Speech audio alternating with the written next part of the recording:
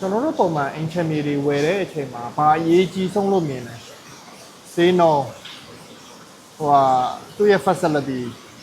သူ့ရဲ့ပုံစံ area ဒါလေးအရေးကြီးတယ်ဒါတွေကတအားအရေးကြီးတယ်လို့တော့ကျွန်တော်မထင်ဘူးကျွန်တော်တို့တစ်ခုပေါ့ဒီနေ့မနက်အမေရိကဧည့်သည်လာပြီးပြောပူတာရှိတယ်သူလွန်ခဲ့တဲ့15နှစ်လောက်ကချင်းမိုင်ကိုရောက်ဘူးတဲ့အဲ့ချိန်တုန်းကဆိုလို့ရှိရင်ချင်းမိုင်ကဘာမှမရှိဘူးပေါ့ဒီတကြောဆိုလို့ရှိရင်လုံးဝလူခေါင်ခိုက်ရပဲပေါ့နော်ပြီးတော့တိုက်ကြီးမြို့ကြီးလည်းဘာမှမရှိဘူးဆိုတဲ့အနေအထားတစ်ခုဒါပေမဲ့အခုချိန်မှာတော့လုံးဝပြောင်းလဲသွားပြီပေါ့နော်သူကိုယ်တိုင်ကလည်းအခုလက်ရှိဒီအရှိချမ်းမှာလာဝယ်ထားအဲ့တော့ကျွန်တော်တို့ကမန်လေးနဲ့ဥမာတစ်ချက်ချိန်ပြီးပြောပြမယ်မန်လေးမှာကြတော့သူကပသိမ်ကြီးကဟိုးအရင်ကတည်းကရှိခဲ့တယ်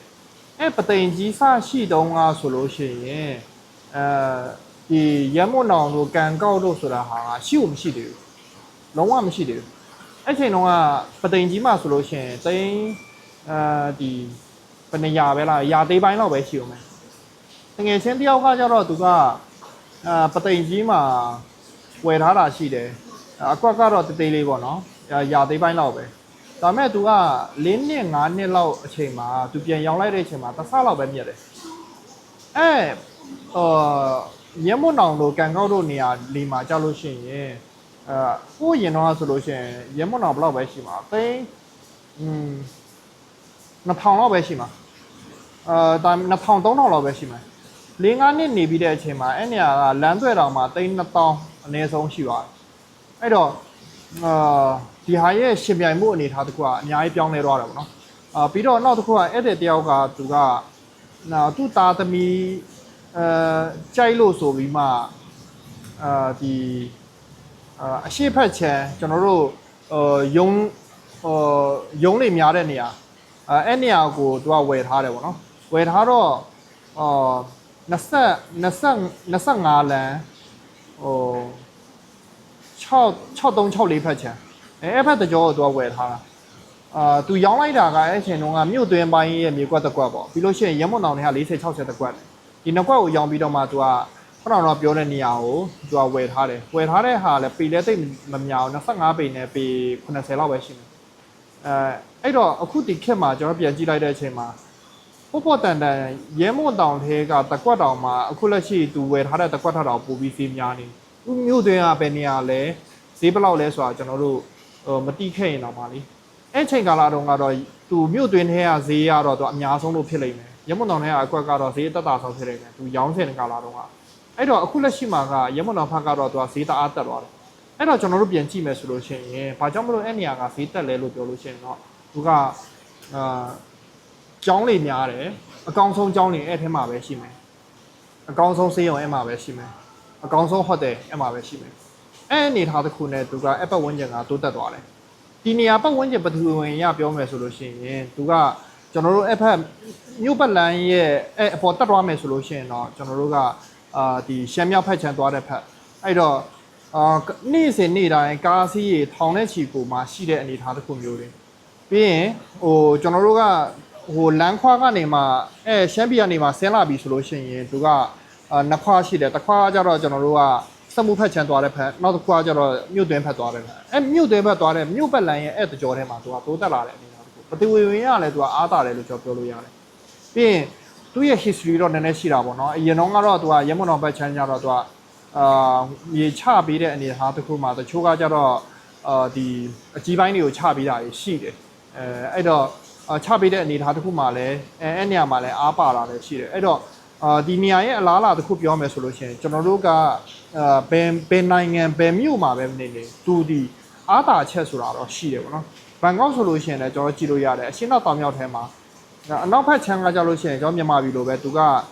ကြောက်ဖြားမြစ်ရှိတယ်ပြီးလို့ရှိရင်သူ့မြောက်ဘက်ချမ်းမှာကြလို့ရှိရင်တော့Ransit ဘက်ချမ်းပေါ့နော်သူကUniversity လေးနဲ့နာမည်ကြီးတယ်ပြီးတော့အရှိချမ်းမှာကြလို့ရှိရင်တော့သူကဒူမောင်းလေးစိတ်နဲ့ဆွေနဖူလေးစိတ်ရှိနေဒီဘက်တောင်ဘက်ချမ်းမှာကြလို့ရှိရင်တော့သူကအခုလက်ရှိဒီဘင်္ဂလားနဲ့စမူပရကန်အဲ့တကြောပေါ့အဲ့တော့ဒီနေရာပတ်လည်မှာဘယ်နေရာတွေအားတာချက်ရှိလဲဆိုတဲ့အနေအထားတစ်ခုမှာကျွန်တော်ပြန်ချိန်မယ်ဆိုလို့ရှိရင်တော့သူကနောက်ပိုင်းတိုးတက်လာမယ့်အလားအလာဘာ project တွေရှိတာလဲအခုလက်ရှိလုံးဝနိုင်ငံ တော့အဆင့်ရှိတဲ့ project တွေပဲဟာလေးရှိတာလေအကောင်းဆုံးကျောင်းလေးအကောင်းဆုံးသေးုံလေးအကောင်းဆုံး shopping mall တွေပဲနေရာမှာတည်ထားမလဲဆိုတဲ့ဟာလေးကိုကျွန်တော်တို့ကြည့်ချင်အားဖြင့်အဲ့နေရာရဲ့နောက်9နှစ်10နှစ်ရဲ့တိုးတက်မှုအားကကျွန်တော်တို့ခုနကတော့မန်လေးရဲ့အနေအထားတစ်ခုချိန်တယ်လို့မျိုးပဲသူကလုံးဝမြင်သာသွားမယ်အဲ့တော့ချင်းမိုင်နဲ့အလားတူပဲကျွန်တော်တို့စဉ်းစားတဲ့အချိန်မှာ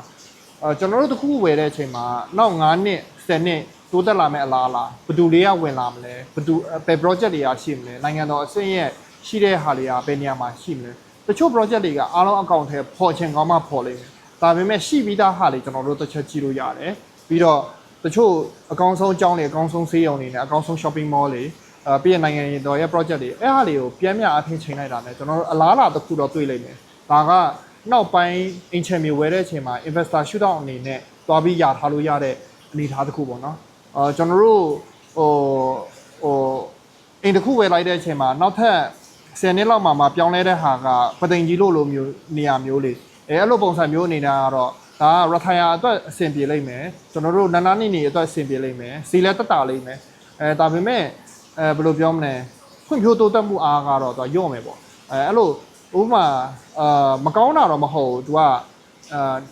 လုံးဝကိုအဲ့လို retire အတွက်ကတော့အဆင်ပြေတဲ့နေရာလေးပေါ့နော်ဈေးတက်တာပြီးတော့မှဖြစ်တဲ့နေရာဒါပေမဲ့နောက်တစ်မျိုးကကြတော့သူကစီးပွားဖြစ်အနေနဲ့ကျွန်တော်စဉ်းစားတဲ့အနေမှာကြတော့မြေတစ်ခွက်ကိုဝယ်လိုက်တယ်သူ့ရဲ့နောက်ပိုင်းရဲ့တိုးတက်မှုအလားလားအဆင်ပြေလာမှုအကြောင်းလမ်းပတ်ဆက်သွယ်ရေးလူနေတဲ့ပတ်ဝန်းကျင်အနေနဲ့လူကြီးဘယ်လောက်ထိတိုးလာမလဲဆိုတဲ့ဟာလေးအဲ့ဟာလေးအနေထားတစ်ခုကသူဒီအဲ့နေရာမှာဘာကြောင့်ဆိုတဲ့အနေထားတစ်ခုကိုကျွန်တော်သွားပြီးတော့တုံးတက်ဖို့တော့လိုအပ်ပါလိမ့်မယ်အဲ့တော့ income ဝယ်တဲ့အချိန်မှာကျွန်တော်တေချာလေးတတိထားမှာတစ်ခုကတော့အခုလက်ရှိဒီနေရာ